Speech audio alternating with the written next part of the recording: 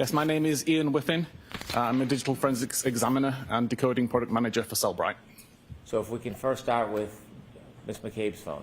Yes. Did you actually receive her phone? I didn't know. It was just a download of the extraction. So how does that work? The examiners here had done the extraction of the device, resulted in a large zip file, which is a container containing all of the files extracted from the phone. They uploaded it to Cellebrite's secure portal, where I was able to download it and verify what the data was in the extraction. When you received the download of the extraction for Jennifer McCabe's phone, was it a similar process for John O'Keefe's phone? With John O'Keefe's phone, I actually received the data on a USB thumb drive through the mail. And before we begin, can you summarize briefly the issue, what you were looking for, and what the scope was, as far as Jennifer McCabe's phone? For Jennifer McCabe's phone, it was related to the internet search that occurred, or that allegedly occurred at 2:27:40. Then we moved to 2:27:40, which was the time of interest, and we see that a browser switch occurs, causing the last visited timestamp to take on the time of 2:27:40. This is the tab that was ultimately used to search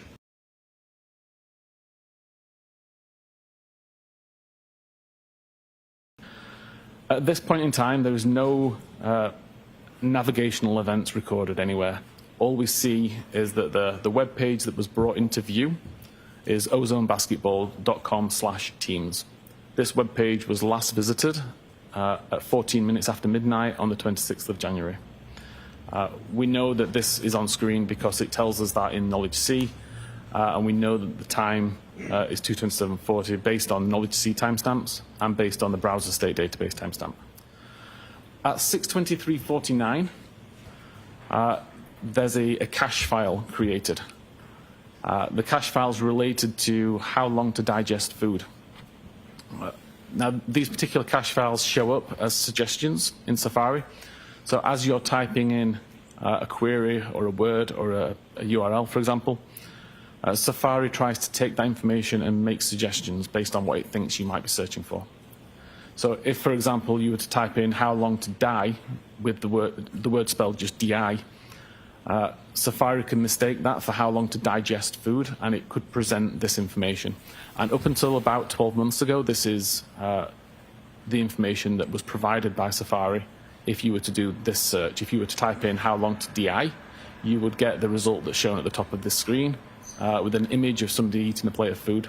And this is the image that was cached onto Jen McCabe's phone at 6:23:49. What does cache mean? Essentially, downloaded now for use later. It will download it, it will save it in case it's required again. If it is, it doesn't need to download it, it's already there.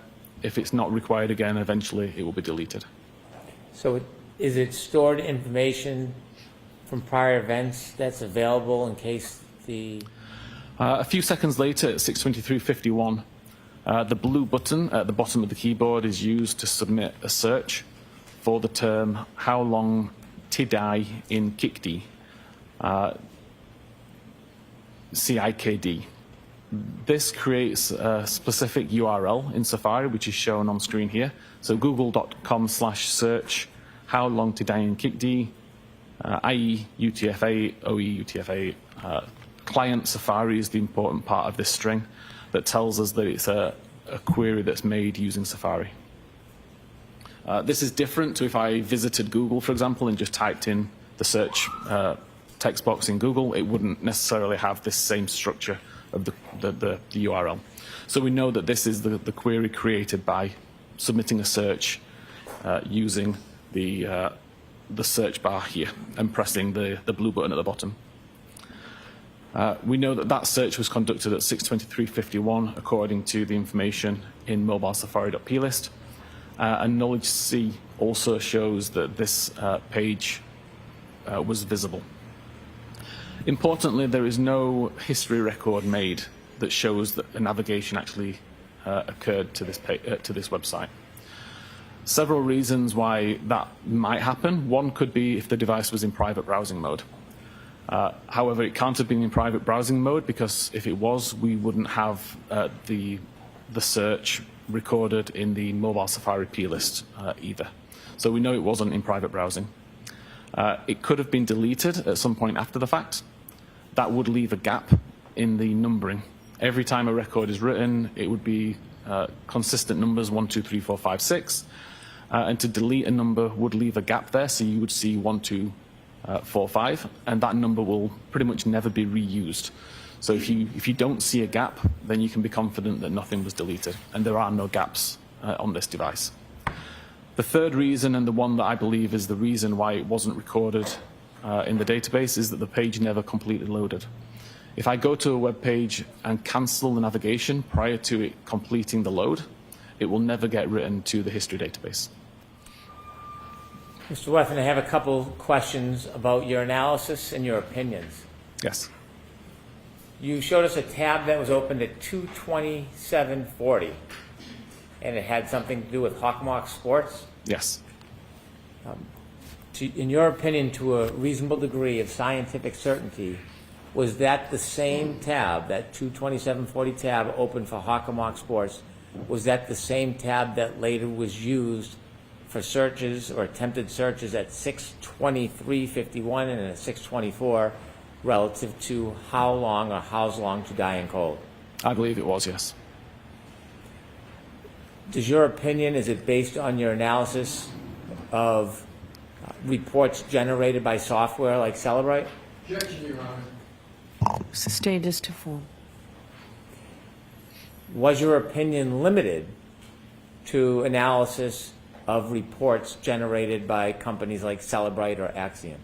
It wasn't, no. I went into the data, looked at the various different databases, different files that were in use, tested it across many different devices to make sure that my understanding and analysis of it was correct. In addition to your opinion that the two searches at 6:23 and 6:24 occurred at that time as opposed to 2:27:40, did you also, when analyzing the data, come to an opinion whether or not either of those searches actually connected and produced results? If either of those searches had connected, the information would have been written into the history database. The fact that it wasn't in the history database strongly suggests it never completely loaded. And the fact that there is no title information on the browser state tab as well also suggests it never loaded. And finally, those attempted searches at 6:23, 6:24, you mentioned that information at some point was deleted from the phone?